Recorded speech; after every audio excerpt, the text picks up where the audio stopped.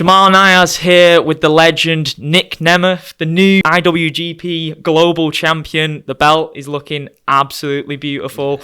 How incredible has it been here, geeking out with the fans about your career, reflecting on some amazing memories, and seeing some old faces like John Hennigan, nearly called him John Morrison, Shelton Benjamin, a lot of old friends, right? Tons. Mandy, Lana, Lita, Trish. Tons of friends. Yeah, Hornswoggle too. So Dylan Postal. So this is one of the few times, one of my first times doing something without WWE, and seeing my friends out there is kind of cool because I did one other signing in the past and I didn't know anybody there and I didn't know what was going on. So it is great to see some people, but it's also really cool to come to Manchester because I've been asked for years to come do this. And with WWE, we'll fly in, we'll do a show, and we're right on the road. So this is one of those few times where you get to stop and talk to some fans. They tell you their favorite memories, their stories, the reason that they're here, and it's really great just to get back into that momentum of talking to fans. I've been sitting at home for a while, so happy to do it. And it's a really exciting time in your career now, because I know for myself as a fan for a long time, we've always wanted to see you in a fresh circumstance, new guys across the ring from you, and a bit of freedom with your character to explore what you want to explore and say what you want to say. And you're getting that opportunity, and we're seeing it with absolutely flying colours now. Yeah, thank you. I was the luckiest guy in the world. Had 19 years in a row of just kicking ass and loving my job and then hating my job and back and forth and ups and downs. And now I talked a bunch of trash for the last 10 years saying how good I was, and I really want to test myself against the best all over the world, and now I get a chance to. Just begun, but I can't wait to see what happens next for TNA, New Japan, independent wrestling, wherever I go. Any chance I get, I go, yes. Oh, I have a date open? I will be in Dublin. Yes, I'll make my way to Tokyo. Yes, I will be there in Mexico. And I can't wait to see, because I've been sitting around doing 5-minute matches. I want to see if I can still do the things that I've been doing and saying that I can do for the last 15 years. So I'm ready to go. I want to test myself. I want to go against the best and prove how good I am, not just talk about it. IWGP Global Championship. Now, that opens the door to a Forbidden Door later this year. You could appear and defend that title against an AEW talent. Personally, I'd love to see you in there with Will Ospreay. That would be an incredible match. Is there anyone on that roster, AEW, where you're like, that would be great, and could Forbidden Door be a possibility for you? I would never speculate that I can hold on to this that long, but I hope I can. I hope I hold on to it for 10 years straight and dominate and bring myself up a level every time I defend it, and I plan on it.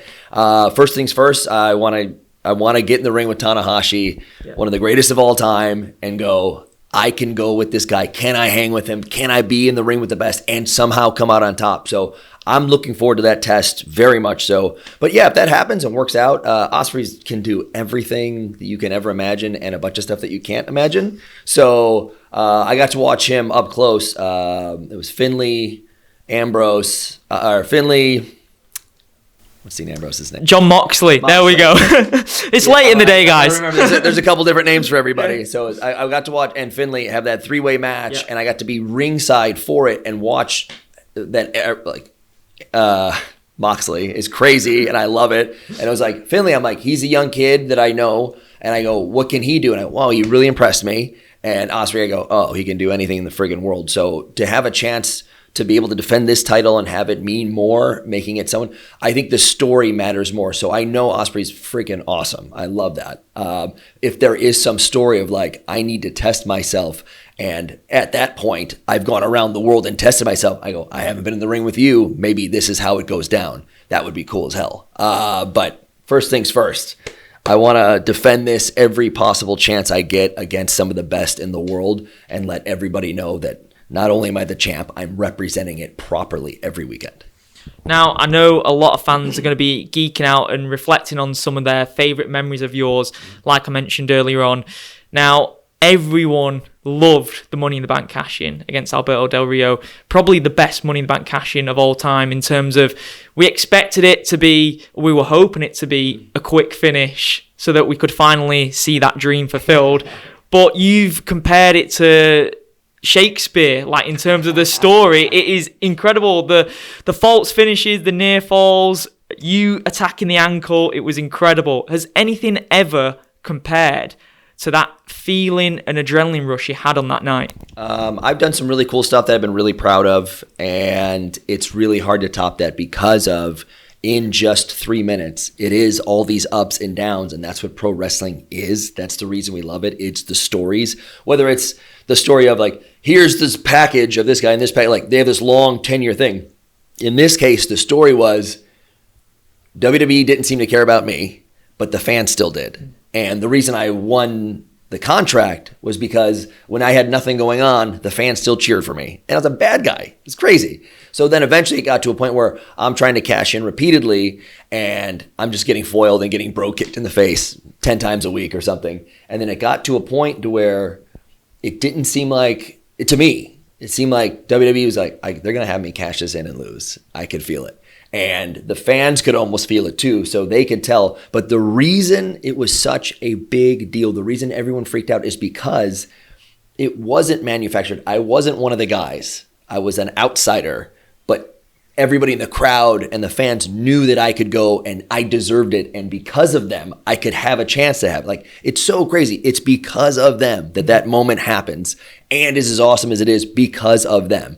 So all of that happening, and then of course, it was supposed to be hit Del Rio with the briefcase 50 times and pin him. And I go, we need to tell a story here because my mom's going to throw the remote at the TV when he kicks out on that first one. And then everyone goes, and I'm locked in an arm, and everyone goes, we knew it. We knew they weren't going to let him have this. Everybody. And I go, that's what the beautiful part of it is. We finally did it. And by we, I don't just mean me, AJ, Big E. It was the fans that made that moment happen. Yeah. We can talk all day about some of your greatest performances and greatest matches. The highlights being Brody Lee ladder match. Great time, yeah. Survivor Series 2014 elimination tag.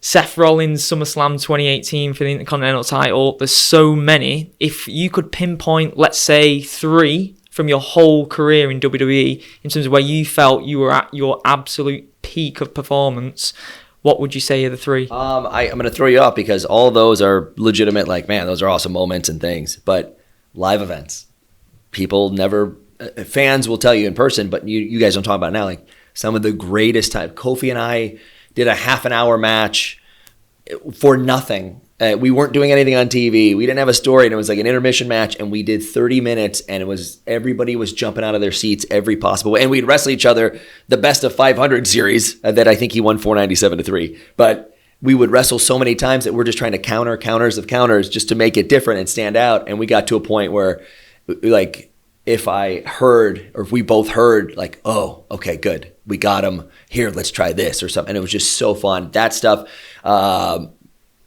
In the UK, wrestling Cena intermission match because I want to say it's Daniel Bryan and Punk for the world title on top was going like the crowd reaction because John's so great that they boo him and cheer his opponent no matter who it is. And it was me for this tour. So it was so great. Like the entire place is cheering for the bad guy. They hate John. Hate him. You know what I mean? And it was just so fun to where it's so loud that we changed some stuff on the fly.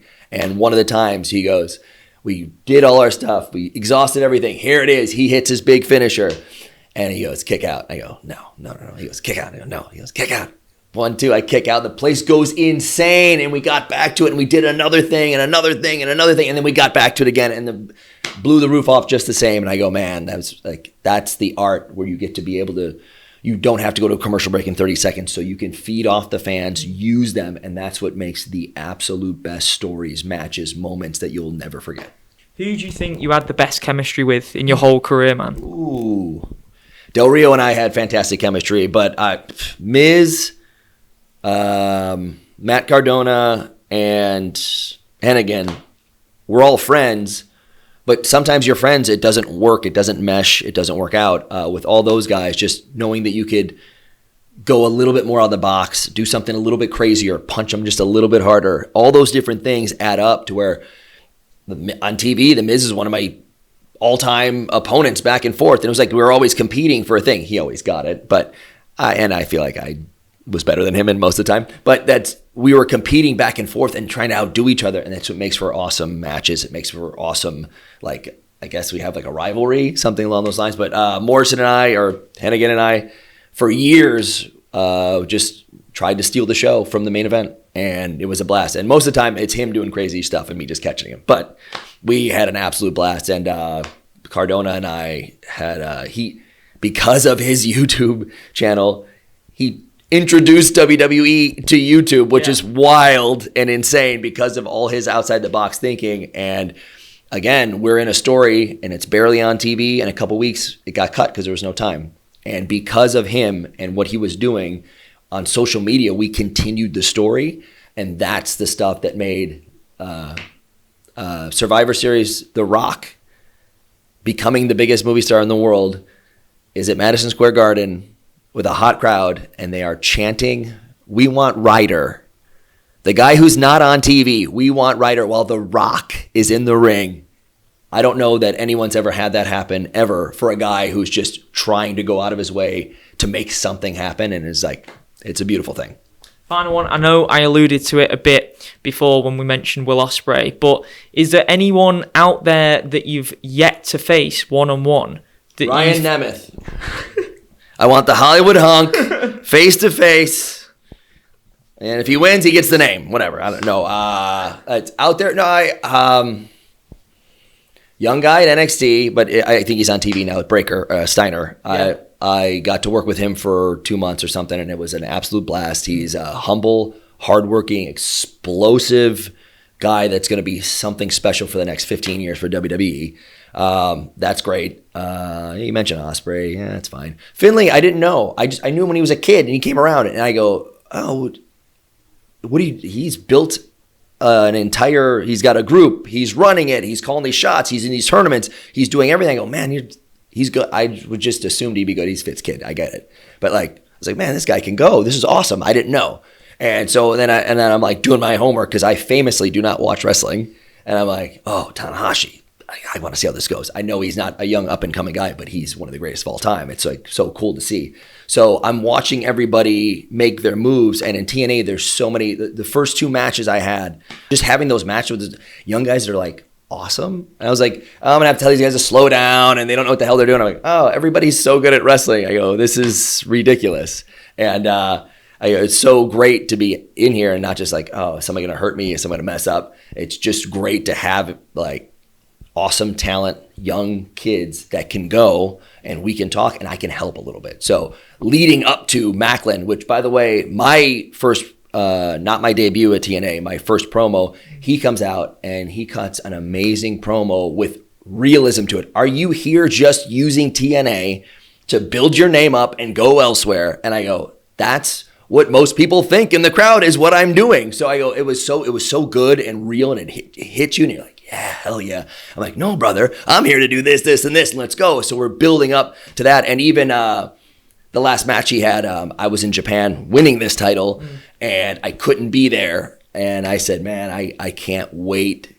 He thought he was running me out of TNA, blah, blah, blah, whatever. I go, no, I can't wait to be in the ring, TNA, pay-per-view, one-on-one with you, showing everybody that not only can I still go, I still got it. We're going to steal the show.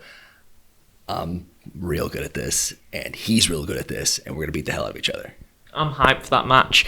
I've had a great time talking to you. I know it's the end of the day, and you've done so much and had so much fun with the fans. Okada and Daniel Bryan, I'd like to see you in there with Daniel Bryan again, and potentially Okada for the first time. Those are my two. I like that. And a really weird thing is I'd like to be back in there with Daniel Bryan too, without WWE saying he has to win and protecting him. I want to go one-on-one with a guy that everybody treats as one of the best of all time and in the world. I go, you're not better than me.